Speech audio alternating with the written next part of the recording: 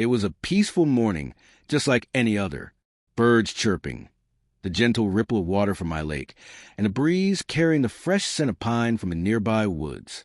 My ranch had always been quiet, calm, and balanced. I wasn't someone who asked for much, just a bit of land, clean water, and freedom from nosy neighbors. But living near an HOA-run neighborhood meant that peace wasn't guaranteed. And soon, I'd find out just how far some of these HOA folks were willing to go when they didn't get their way. The lake behind my ranch had been there longer than any house in the HOA. It was natural spring-fed and maintained by me with proper permits and inspections. The wildlife thrived there. Ducks, fish, even deer would show up on occasion. It was the heart of my land. And yet, the HOA, which didn't own an inch of it, started acting like it was a threat to them. It started small. I got a letter in the mail with the HOA's logo printed in red on the corner. Urgent safety concern, it said. Inside, they claimed my lake posed a flood risk to the surrounding neighborhood and demanded an immediate assessment. I laughed it off. After all, my property wasn't under their control, and they weren't the city or the county or even my neighbors, just a committee of self-important busybodies. I didn't think they'd actually follow through, but they did. Next thing I knew, a couple of HOA board members showed up at the edge of my property, pointing at the lake, talking to each other while pretending not to notice me watching from the porch. They left after taking a few photos, probably to fuel their next meeting. I thought they'd get bored and move on. I was wrong. Within days, another letter arrived. This time, they'd gone a step further, submitting a complaint to the county, twisting the facts to make it seem like my lake was artificially expanded, unlicensed, and a known threat during heavy rains. Funny thing was, the lake never flooded. Not once. It was self-contained, and even in storms, the overflow drained naturally into a low-lying field, far from any homes. Then came the equipment. I woke up one morning to the sound of engines rumbling near the back of my property. I looked outside and saw two large pumps hooked up near the far end of the lake, being operated by a group of contractors. I ran out to confront them, but they calmly handed me a paper, some emergency flood mitigation order. It looked official, but it was based on the HOA's exaggerated claims, not any real danger. And the worst part? No one had even bothered to ask me first. I watched in disbelief as my lake, the lake I'd spent years maintaining, started to shrink. Water was being diverted and drained fast. The fish had nowhere to go. The ducks circled above, confused. The plants along the edge began drying up in the sun. It was like watching someone rip the soul out of my land, and I couldn't stop it. The HOA claimed it was necessary. We're protecting our homes, they said in a smug press release posted on their community board. They painted me as reckless, as if I let some kind of dam break loose. But all I'd done was take care of what was mine, while they schemed behind closed doors. As the water disappeared, my ranch changed. The grass dried out faster. The temperature rose. The natural cooling effect of the lake was gone. Wildlife stopped coming. I tried contacting the county to reverse the action, but it was tangled in red tape now. The HOA had stirred up so much nonsense that the paperwork would take months to sort out. And in the meantime, they acted like they'd won. They thought draining the lake would make their neighborhood safer. They had no idea what they'd really done. And the irony? That water was the one thing keeping their entire development from becoming a soggy, over-irrigated mess during the spring thaw. But they didn't know that. Not yet. I kept quiet. I observed. And while they celebrated their little victory, I started planning. Because you don't just drain a man's lake and expect no consequences. After the lake was drained, the change didn't just affect my land. It began creeping into the HOA neighborhood too. At first, they were too proud of themselves to notice. They walked their perfectly groomed lawns with smug grins, throwing quick glances toward my dry lake bed as if they'd won some silent war. But nature doesn't take kindly to being messed with. It wasn't long before the consequences started knocking on their perfectly painted doors. It began with the soil. Without the lake's natural barrier and drainage system, the water table shifted. My land had always soaked up rainwater and held it calmly thanks to the balance provided by the lake. But now, even a light rain turned the nearby terrain into mush. The once dry walking trail behind their homes turned into a slick, soggy trench. Lawns near the back fences began turning soft, muddy, and yellow. Sprinklers made it worse. Patches of grass started dying from oversaturation, and the HOA's perfect landscaping quickly lost its charm. Then came the smell. When they drained the lake, they exposed the rich sediment and natural matter that had built up for decades. That dark, silted bottom wasn't meant to dry out under sun. Within a week, it became a crusty, cracked wasteland, until the first real storm rolled through. Heavy spring rains turned the dry bed into a shallow swamp. But without fish or aquatic plants to balance things out, the water became stagnant fast. Mosquitoes loved it. So did bacteria. By week 3, neighbors started complaining about the stink. It wafted in through back windows. Homeowners accused each other of having septic problems. One even hired a plumber, who dug up part of his yard for no reason. Meanwhile, I sat on my porch with a coffee and watched the circus unfold. They still hadn't realized the problem came from their own actions. Then the basement flooding began. You see, the lake wasn't just some pretty pond. It was a pressure release. It had soaked up overflow from rains and snowmelt for years. Without it, the ground turned into a sponge with nowhere to push excess water. A few of the HOA homes were built a little too low. Their basements had always been dry thanks to the lake's existence. Now, their sump pumps ran nonstop. A few failed entirely. Carpet was ruined. Drywall had to be ripped out. Mold became a problem. The HOA president, Mr. Terry Barnes, was livid. Not at himself, of course. He blamed the weather, claimed the county didn't provide proper drainage maps. He even tried to say I had caused environmental instability by not cooperating sooner. That was the moment I knew he was panicking, because people were starting to ask questions. Why had they drained a natural lake with no permits from the Environmental Board? Why hadn't they consulted anyone who knew the land? Why was a rancher's property being meddled with by people who didn't own a square foot of it? And the best part? I hadn't done anything yet. I let nature take its course. I documented everything. Every puddle, every dead lawn, every flooded basement. I kept receipts, took videos, even had a drone fly over the area after the last storm. It showed water pooling in all the wrong places. The HOA's once beautiful walking trails were now lined with standing water and growing algae. But the real trouble started when the insurance claims rolled in. Some of the homeowners tried filing for damage, only to be told their policies didn't cover groundwater flooding caused by negligent land alteration. That's when the finger-pointing began at the HOA board, at the contractors they'd hired, and eventually at Terry Barnes himself. He tried to hold an emergency meeting, but only a handful showed up. No one wanted to admit their mistake out loud, even though it was now soaking into their carpet and drywall. And still, I hadn't lifted a finger in retaliation. I was just waiting, watching, letting every decision they made turn in on itself. They had drained my lake thinking they were solving a problem. All they had done was create one that was now spilling over into every corner of their carefully manicured lives. And I hadn't even played my hand yet. Not really. The tipping point came sooner than I expected. After weeks of flooded yards and rising complaints, the HOA was grasping for straws. They tried everything short of an actual apology. First, they hired a landscaping crew to aerate the soggy lawns. That just made things worse. The machines tore up the soil and made deep holes in the already waterlogged ground. By the end of the day, the backyards looked more like pig pens than high-end suburban property. The residents weren't happy. One woman, Janice, stormed into the HOA office in her mud-caked shoes, demanding compensation for a destroyed rose garden. Her voice echoed all the way down the street. Others followed. People who used to wave at each other politely across white fences were now glaring and whispering. Petty alliances were forming. Homeowners were accusing each other of causing damage by redirecting gutter water or overwatering their lawns. The unity they once had as a tight-knit community began to crumble fast. Meanwhile, I just kept my head down and documented everything. The HOA finally brought in a so-called environmental consultant. He came out in a crisp polo shirt and shiny boots that clearly hadn't seen dirt before.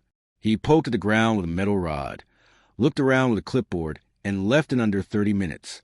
The report he filed didn't say much, just that the area was experiencing abnormal saturation, likely due to natural causes. A joke, really.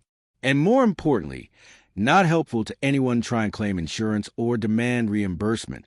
But the next move the HOA made, that was the one that backfired in spectacular fashion. They decided they would try to refill the lake. They didn't ask me. They didn't talk to the county. They didn't consider how much water they'd need or where it would come from. They just assumed they could restore the water feature, like it was some backyard koi pond. So they installed a series of giant hoses and started pulling from a nearby creek that flowed down from the hills. They aimed to refill the lakebed in stages, controlling the flow using rented pumps. The first day, it looked like it might work. A few inches of water collected at the bottom of the lakebed, dark and shallow but present. The HOA cheered themselves on in an email blast, telling residents that progress was underway and restoration was in full swing. By day 3, the water reached the halfway mark. Too fast. The ground couldn't absorb it like before. The compacted soil from on the lake had dried hardened into a shallow bowl. Instead of soaking in, the water sat and spread. Their pump system didn't factor in natural overflow. The sides of the lake weren't reinforced. So when a light rain came that evening, everything shifted. Water spilled over. The next morning, several homes that bordered the old lake had standing water in their backyards. Again, this time deeper. One homeowner posted a video online of their patio furniture floating away. Another showed a tree leaning sideways, its roots exposed by the softening soil. And worse, the water wasn't clean. It had picked up bacteria, algae, and whatever runoff had collected in the dry lake bed for weeks. It smelled worse than before. That's when the health department stepped in. I watched from my porch as a county truck rolled up with hazard signs and posted warnings about stagnant water contamination. Yellow tape went up. Notices were delivered. HOA residents were warned not to let their kids play outside near the back trails or stand in the waterlogged areas. Some neighbors were told to boil water before using it, just in case. Panic spread quickly. All this because they thought draining my lake was the smart thing to do, because they believed my ranch was an eyesore, or maybe they just didn't like the idea that someone like me owned land before their little cookie-cutter homes even existed. They wanted to control the view, but instead, they brought ruin to their own yards. And I still hadn't said a word to them. No threats, no retaliation, just calm silence while nature did what nature does. But I had a plan in motion. I was still gathering, watching, letting them hang themselves with their own arrogance. Because the damage they were suffering now, that was just the beginning. Word spread quickly after the health department's warning signs went up. By the end of that week, the HOA had gone from smug silence to complete meltdown. Residents were holding impromptu street meetings, yelling at board members and threatening lawsuits. A few even contacted local news stations, hoping to get attention for the swamp crisis, now taking over what used to be a pristine suburban development. The irony wasn't lost on me. These were the same people who held HOA meetings behind closed doors and posted new policies without a single resident vote. The same board that fined me $250 for excessive weed height on my own property, outside their jurisdiction. Now they were pleading with anyone who would listen, contractors, landscapers, engineers, to fix the mess they caused. And then the complaints turned into desperation. The biggest problem was mold. With all the standing water and moisture creeping into basements and crawl spaces, black mold started showing up fast. One homeowner shared pictures online, dark patches climbing up drywall, and fuzzy growth behind furniture. It was spreading. Families with young kids were especially concerned. One mother broke down during a town hall Zoom call, begging the HOA to do something before her children got sick. You could hear the fear in her voice. But the HOA didn't have an answer. Their budget was already strained. The lake drainage project had cost more than they anticipated, and a refilling attempt had required renting equipment they couldn't afford. Not to mention the environmental fines they were now facing. The The same consultant who wrote the vague soil report was now avoiding their calls. Meanwhile, I kept my ranch clean and dry. It was almost funny. The area around my property, once a supposed flood risk, was now the only spot untouched by the swamp disaster. My drainage system worked perfectly. My livestock were safe, my fences stood firm, and my land absorbed water naturally, just as it had for decades. That wasn't luck. That was planning. That was respecting the land instead of bulldozing over it to make room for fancy landscaping. But the HOA couldn't accept that, so they went back to blaming me. In one bizarre email, the HOA president claimed that improper water redirection from adjacent properties was contributing to the flooding. She didn't name me, but it was obvious who she meant. The residents picked up on it. 2. A few even marched up my driveway one afternoon, asking if I had tampered with the water flow. One guy waved a copy of the HOA rules at me like it meant anything on my land. I didn't engage. I let them yell. They left angry and wet from trudging through their own swampy yards. But it wasn't long after that things really unraveled. An inspector from the county showed up again, this time unannounced. He took water samples, asked a lot of pointed questions, and requested access to HOA files. Apparently, the HOA had bypassed a few environmental regulations when they drained the lake. Some permits were missing. Some forms weren't even filed. That's when the real panic started. The board members began pointing fingers at each other. The treasurer resigned. One of the maintenance heads disappeared, quit without notice, and left the state. The president started sending out daily updates full of excuses and promises. She said things like, "We're exploring drainage improvement options, and residents are encouraged to limit lawn watering," while half the homes still had 2 inches of brown water sitting at their back doors. And through it all, I kept watching. My mailbox was still upright. My fences still held strong. My ranch remained quiet, peaceful, and dry. I didn't throw a single stone. I didn't fight back. I didn't need to. The HOA wanted me gone because they thought I didn't belong. They thought I was just some stubborn rancher standing in the way of their cookie-cutter vision of perfection. But nature doesn't follow HOA rules. And consequences, as they were learning, don't need permission to show up. The storm that came next wasn't in the weather forecast. It started with an anonymous letter sent to nearly every homeowner in the HOA. It was printed on plain paper, no signature, just facts. Copies of permits that were never approved. Screenshots of internal emails between board members discussing the lake drainage plan. Emails that clearly showed they were warned about the risk of damaging the local ecosystem and nearby properties. Someone from inside had leaked everything. People were furious. They'd been told the lake was drained for their safety.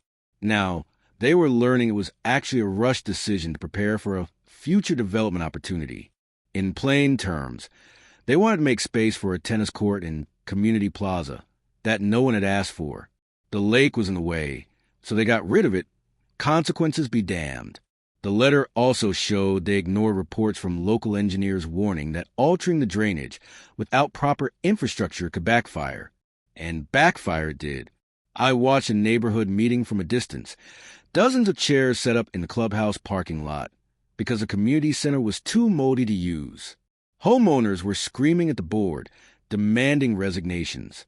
One woman held up a soggy HOA newsletter and shouted, "This is all lies," while another man stood by a folding table holding laminated photos of flooded backyards and destroyed flower beds.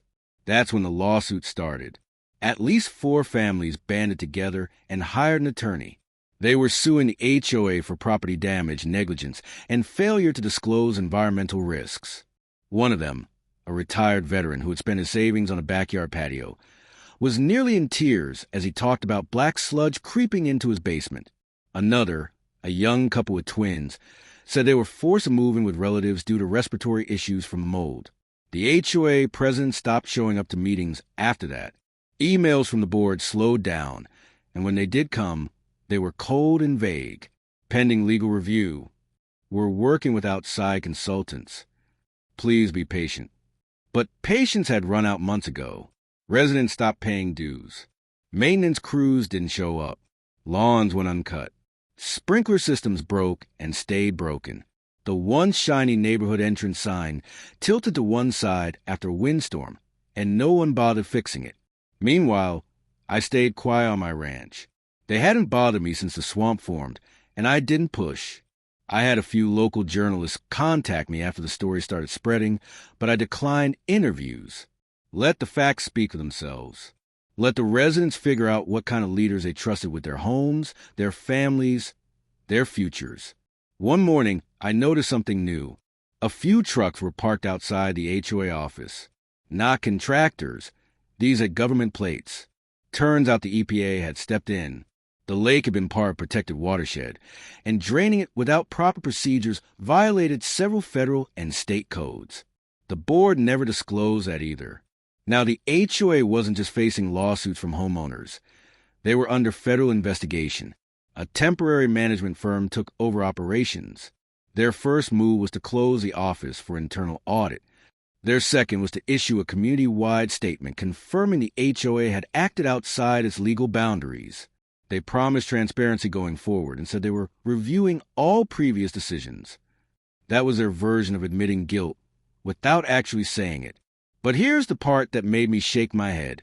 Residents started knocking on my gate again. This time, they weren't angry. They were apologetic. Some brought cookies. Others just stood awkwardly, trying to make small talk. A few admitted they never wanted the lake drained in the first place. They didn't want me gone. They were just afraid to speak up. One woman, a retired schoolteacher, said she missed seeing ducks land in the water every morning. That hit harder than I expected. The land had spoken. The truth had come out. And now, people were starting to see the cost of arrogance, the price of ignoring nature, ignoring community, and ignoring common sense. The silence across the neighborhood felt louder than the chaos that had come before it. You could hear the wind blowing through the half-dead landscaping. Lawns were patchy, either flooded or brown from chemical runoff. The once bright flower beds that lined each street entrance were now overrun with weeds, and the decorative rock fountains had turned into mosquito breeding pools. HOA pride had turned to embarrassment. And yet, the board members still hadn't resigned. They clung to their titles like a sinking ship crew, refusing to admit the water was already chest high. Their excuses shifted weekly. First, they blamed a rare storm pattern. Then, faulty irrigation infrastructure. Finally, they started pointing fingers at residents themselves, claiming overwatering and noncompliance with new landscaping ordinances were contributing to the swampy conditions. Nobody was buying it. By now, most homeowners had joined a private messaging group, one the HOA couldn't monitor. Inside it, they shared photos, updates, lawyer referrals, and screenshots of every inconsistency the board pushed out.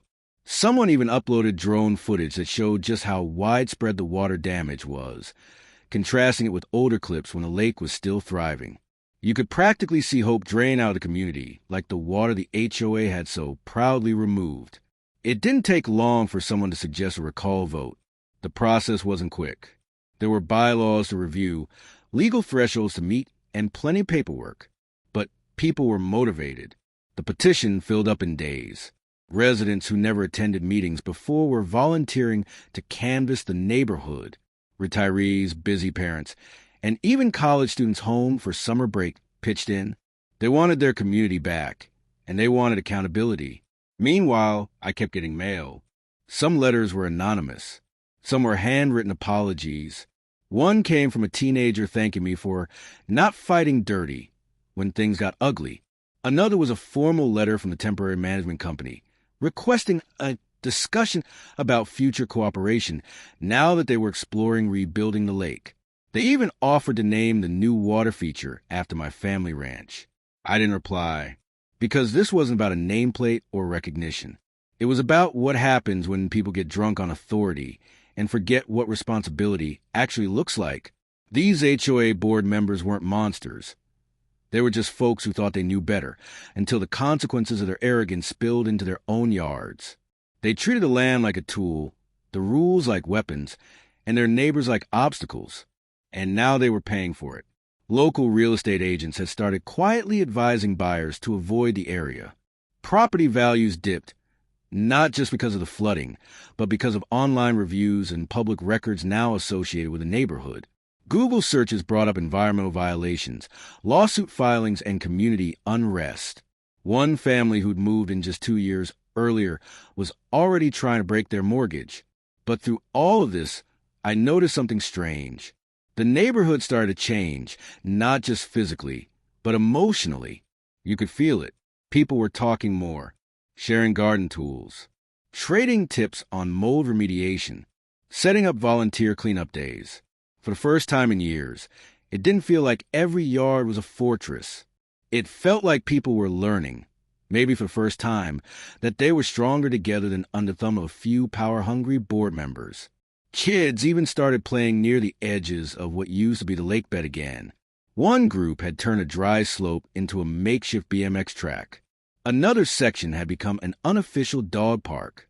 Without the HOA micromanaging every corner, the community slowly began breathing again, even if it meant stepping through a little muck to get there.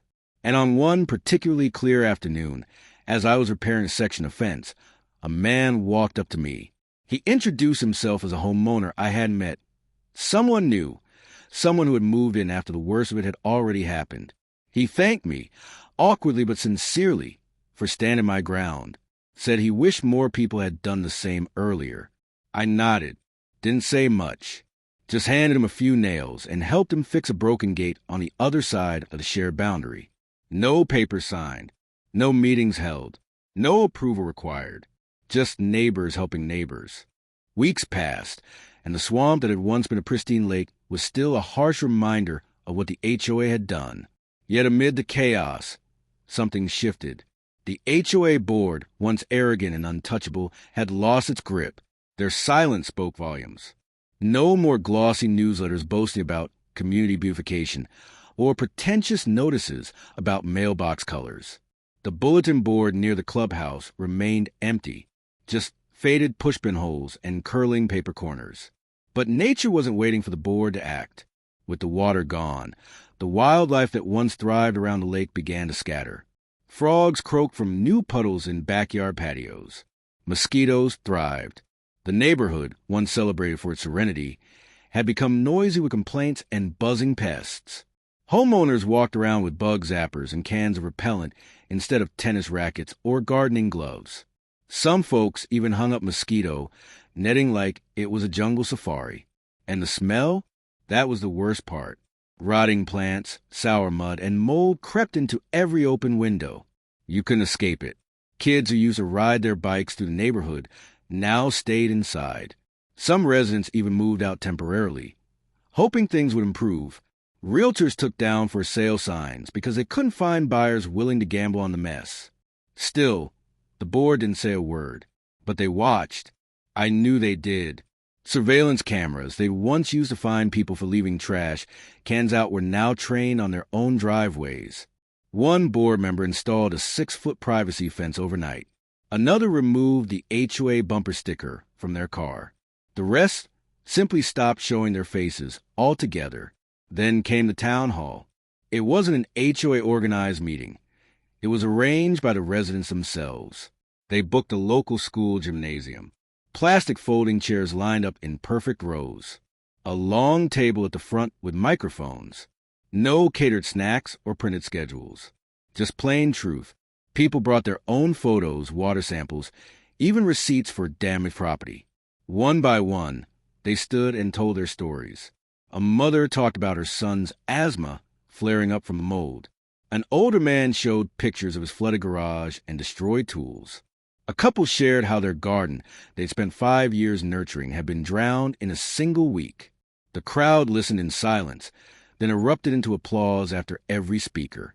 Nobody shouted. Nobody interrupted. Because everyone knew the facts now. And everyone was tired of being treated like they didn't matter. Toward the end, someone asked if I wanted to speak.